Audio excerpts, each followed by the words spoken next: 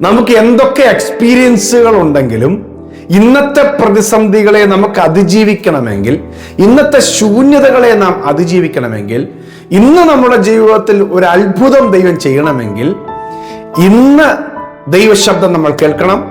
കഴിഞ്ഞ കാലങ്ങളിൽ നമ്മുടെ അറിവിനും നമ്മുടെ പരിജ്ഞാനത്തിനും വിരുദ്ധമായ കാര്യമാണ് കർത്താവിന്റെ ശബ്ദം നമ്മൾ കേൾക്കുന്നതെങ്കിലും ഇന്ന് കർത്താവ് പറയുന്നത് ഞാൻ അനുസരിക്കാം എന്ന തീരുമാനമെടുത്താൽ ആ ദൈവശബ്ദത്തിനകത്തൂടെ ഒരു വലിയ വിടുതൽ നമ്മിൽ നടക്കും.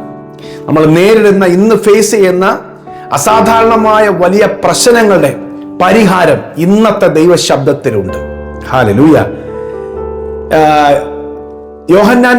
ലൂക്കോസിന്റെ സുവിശേഷം 5-ാമത്തെ അധ്യായത്തിന്റെ 10-11 വാക്യങ്ങളിൽ അപ്പസ്തോലനായ പത്രോസിനെ കർത്താവ് തിരിക്കുകയാണ്. അല്ലെങ്കിൽ മീൻപിടുത്തക്കാരനായ പത്രോസിനെ അപ്പസ്തോലനാക്കാനായിട്ട് ദൈവം തിരിക്കുന്നൊരു സമയമുണ്ട്. യേശു തിരിക്കുകയാണ്. അവൻ രാത്രി മുഴുവൻ അധ്വാനിച്ചു. മീനെ പിടിക്കുന്നത് രാത്രിയിലാണല്ലോ, മത്സ്യബന്ധനം നടത്തും. രാത്രി മുഴുവൻ അധ്വാനിച്ചിട്ട് കിട്ടാത്ത മീനെ ഒരു പ്രസംഗം കേട്ട് കഴിഞ്ഞപ്പോൾ പത്രോസിനോട് പറയാ, നീ മീൻപിടുത്തത്തിന് ആഴത്തിലേക്ക് വലയിറക്കുക. അവൻ പറഞ്ഞു, രാത്രി മുഴുവൻ അധ്വാനിച്ചിട്ട് ഒന്നും കിട്ടിയില്ല. അടുത്തത്, എങ്കിലും നാഥ നിന്റെ വാക്കിന് ഞാൻ വലയിറക്കാം. എന്നാ സംഭവിച്ചു നമുക്കറിയാം. പെരുത്ത മീൻകൂട്ടം കയറി. ഹല്ലേലൂയ.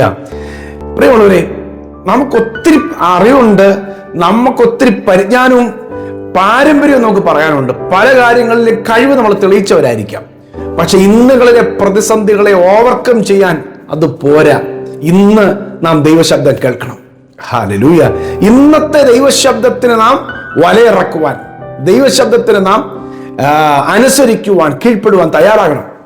എങ്കിലും നാഥ ഞാൻ നിന്റെ വാക്കിന് വലയിറക്കാം. ആമേൻ. ഹല്ലേലൂയ. കർത്താവ് അതാണ് ഇന്ന് തരുന്ന ആലോചന. ഇന്ന് എനിക്ക് ജയിക്കണമെങ്കിൽ, ഇന്ന് ഒരു അത്ഭുതം കാണണമെങ്കിൽ ഇന്ന് പറയുന്ന ദൈവശബ്ദം, അത് കഴിഞ്ഞ കാലങ്ങളിലെ എൻ്റെ അനുഭവങ്ങൾ വെച്ച് നോക്കുമ്പോൾ രാത്രിയിൽ മീൻ പിടിച്ച് ശീലിച്ചിട്ട് പകലാകുമ്പോൾ, വെളിച്ചമാകുമ്പോൾ മീനെല്ലാം മറയുന്ന സമയമാണ്.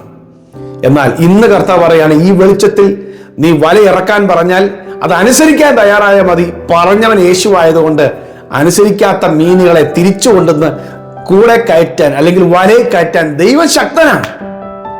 അവനല്ലേ ആജ്ഞ കൊടുക്കുന്നത്. ദൈവം ആജ്ഞ കൊടുക്കുമ്പോൾ എല്ലാം കൂടും. ഹല്ലേലൂയ.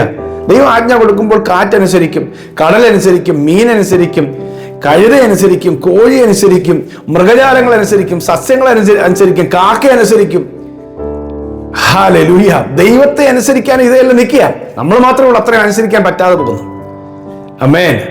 നോക്കിയേ, യേശുവിന്റെ അമ്മയായ മറിയ, ആ യേശുവിന്റെ അമ്മയാകുന്നതിന് മുമ്പ് ഒരു യൗവനക്കാരത്തിയായ ഒരു സഹോദരി ആയിരിക്കെയാണ് ഗബ്രിയേൽ മാലാഖ വന്ന് പറയുകയാണ്,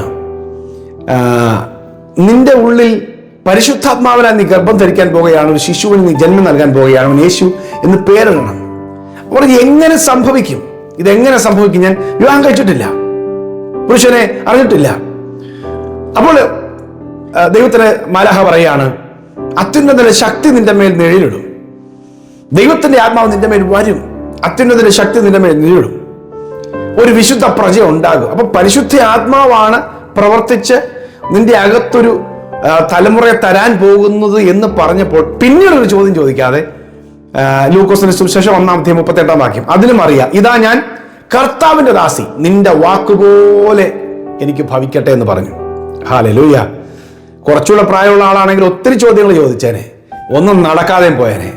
ഒത്തിരി എന്താ പറയുക, കീഴ്വഴക്കങ്ങളും അറിവുകളും ഒക്കെയാ പലപ്പോഴും വിശ്വാസത്തിന് തടസ്സമായി നിൽക്കുന്നത്. വിശ്വാസത്തിന് തടസ്സമായി നിൽക്കുന്ന നമ്മുടെ ഒരുപാട് അറിവുകൾ. എന്നാൽ വിശ്വാസമുള്ളവൻ അറിവില്ലാത്തവനെന്നല്ല അതിനർത്ഥം. പക്ഷേ എന്തു പറഞ്ഞാലും ദൈവം പറയുന്നതാണല്ലോ അതിന്റെ ശരി, അവിടെ നടക്കുന്നത് ദൈവം പറയുന്നതാണല്ലോ എന്നൊരു തിരിച്ചറിവും തീരുമാനവും ഒക്കെ ഒത്തിരി കാലം എന്താ പറയുന്നത്, പാരമ്പര്യം പറയാത്ത ആളുകൾക്ക് പറയാൻ പറ്റും. ഹല്ലേലൂയ. ഞാൻ പാരമ്പര്യം എക്സ്പീരിയൻസിന്റെ കാര്യം പറയുന്നത്. എക്സ്പീരിയൻസുകൾ ഇല്ലാത്ത ആളുകൾക്ക് കർത്താവ് പറഞ്ഞ അനുസരിക്കും. കർത്താവ് അതുകൊണ്ടാണല്ലോ വിളിക്കുന്നതല്ലേ യൗവനക്കാരെ ആളുകളെ വിളിക്കുമ്പം. ആമേൻ. കർത്താവിനെ അനുസരിക്കും എന്നുള്ളവരെയാണ് കർത്താവ്. ഇപ്പൊ നോക്കി, അബ്രഹാം എന്ന് പറയുന്ന ഒരു മനുഷ്യൻ മെസ്സപ്പൊട്ടോമിയയിലെ ഊരിൽ സ്വന്തമായി ദൈവങ്ങളെ ഉണ്ടാക്കി, വിഗ്രഹങ്ങളെ ഉണ്ടാക്കി, അതിന് പെയിന്റും കളറൊക്കെ കൊടുത്ത് രൂപം ഉണ്ടാക്കി, ഷേപ്പ് ഉണ്ടാക്കി, ഇങ്ങനെ ആയിരിക്കണം ദൈവം എന്നുള്ള നിലയിൽ ഓരോ വിഗ്രഹങ്ങളെ ഉണ്ടാക്കി നമസ്കരിച്ചും വിറ്റുമൊക്കെ നടന്ന മനുഷ്യനെ അവനറിയാം അത് എങ്ങനെയായിരുന്നു, ഏത് സ്ഥിതിയിലാണ് ഈ വിഗ്രഹം ഉണ്ടായിരുന്നത്, അതിന് മുമ്പ് ഏത് മണ്ണായിരുന്നു, ഏത് മരമായിരുന്നു, എങ്ങനെയൊക്കെ ഷേപ്പ് അദ്ദേഹം കൈ ഓടിച്ചാണ് ഇതൊക്കെ ഉണ്ടാക്കിയെന്നുള്ളത് നന്നായിട്ട് അബ്രഹാമിന് അറിയാം. അതിനെ കടുത്ത കളർ എന്താണെന്നും അതിനെ എങ്ങനെയാണ് ശോഭയുള്ളതാക്കിയെന്നൊക്കെ അബ്രഹാമിന് നന്നായിട്ട് അറിയാം. എന്നാൽ ഒരു ദിവസം തൻ്റെ കൈ തൊടാതെ താൻ ഇന്നുവരെ കാണാത്ത തേജസ് സ്വന്തമായിട്ടുള്ള ഒരു ദൈവം അവന് പ്രത്യക്ഷപ്പെടുകയാണ്. തേജോമയനായ ദൈവം പ്രത്യക്ഷപ്പെട്ടു പറയുകയാണ്, ഞാൻ നിന്നെ കാണിപ്പാൻ ദേശത്തേക്ക് നീ പോണം. ബാക്കി കാര്യങ്ങളൊക്കെ സംസാരിക്കുമ്പോൾ അവൻ ബാക്കി മുഴുവൻ അത് തെറിഞ്ഞു. കാരണം അവനറിയാം അവൻ ഉണ്ടാക്കിയതാണ് ബാക്കിയുള്ള ദേവന്മാരെല്ലാം. സത്യദൈവം ഇതാ മുമ്പിൽ നിൽക്കുന്നു. ഹല്ലേലൂയ. തിരിച്ചൊരു ചോദ്യം ചോദിക്കാതെ ഇറങ്ങിത്തിരിക്കുകയാണ്. എങ്കിലും നാഥ നിന്റെ വാക്കിന് വലയെടുക്കുക എന്ന് പറഞ്ഞതുപോലെ അബ്രഹാം ഇറങ്ങിത്തിരിച്ച് അവൻ അനുഗ്രഹിക്കപ്പെട്ടു. ഹല്ലേലൂയ. പ്രിയമുള്ളവരെ, ചോദ്യം ചെയ്യാതെ ദൈവശബ്ദത്തെ അനുസരിക്കാൻ തയ്യാറാണെങ്കിൽ ഇന്നും നമുക്ക് വേണ്ടി കർത്താവ് അത്ഭുതങ്ങളെ ചെയ്യും. നമ്മളെ ദൈവം ഒരു അത്ഭുതമാക്കി മാറ്റും. ഹല്ലേലൂയ. ചോദ്യം ചെയ്യാണ്ടെന്ന് പറഞ്ഞതിന്റെ കാരണം ദൈവത്തെ ആരും ചോദ്യം ചെയ്യാൻ പാടില്ലെന്നുള്ളതുകൊണ്ടല്ല, നമുക്ക് പലതും അറിയത്തില്ല. ദൈവം നമ്മുടെ നന്മയ്ക്ക് വേണ്ടി എല്ലാം ചെയ്യുന്ന ദൈവമാണ്. ചിലതൊക്കെ നമ്മൾ അവിടെ ചെന്ന് കഴിയുമ്പോഴാണ്, മുന്നോട്ട് അടുത്ത് ചെന്ന് കഴിയുമ്പോഴാണ് നമ്മൾ അറിയുന്നത്. നമുക്ക് വിശ്വാസക്കുറവും ആകുലവും ഉള്ളത് കൊണ്ടാണ് ആവശ്യമില്ലാത്ത ചോദ്യങ്ങളൊക്കെ നമ്മൾ ചോദിക്കുന്നതും പിന്മാറിപ്പോകുന്നതും അവിശ്വസിക്കുന്നതൊക്കെ. സക്കരിയാവൊക്കെ അവിശ്വസിച്ചു. എന്നാൽ വിശ്വാസമുള്ളവനെ സംബന്ധിച്ച് കർത്താവ് എന്തു പറഞ്ഞാലും അതെന്റെ നന്മയ്ക്കാണെന്നും അതിനകത്ത് അത്ഭുതം ഉണ്ടെന്നും അതാണ് എനിക്ക് വേണ്ടതെന്നും ദൈവമല്ലേ, ദൈവം പറഞ്ഞിരിക്കുന്നുണ്ട് സംഭവിക്കുമെന്നൊക്കെ നല്ല ഉറപ്പ്, നല്ല ബോധ്യമുണ്ട്. അങ്ങനെ നമുക്ക് സ്റ്റെപ്പ് വെക്കാൻ പറ്റും. ഹല്ലേലൂയ. ഇന്ന് ദൈവം ആഗ്രഹിക്കുന്ന നിങ്ങളുടെ ജീവിതത്തിൽ ഒരു അത്ഭുതം ദൈവം ചെയ്യുവാൻ. പക്ഷെ അതിന് കഴിഞ്ഞ കാലങ്ങളിലെ എക്സ്പീരിയൻസിന്റെ മാനദണ്ഡമൊന്നും ഉണ്ടായിരിക്കുകയില്ല, അതിന്റെ മാനമൊന്നും ഉണ്ടായിരിക്കുകയില്ല. പക്ഷേ അതിലപ്പുറമായ ശ്രേഷ്ഠമായത് നിങ്ങൾ ചെയ്യാൻ ദൈവം ശക്തനാണ്.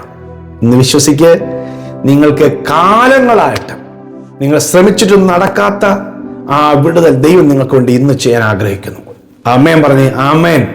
കർത്താവ് ഒരു കാര്യം അസാധ്യമല്ല.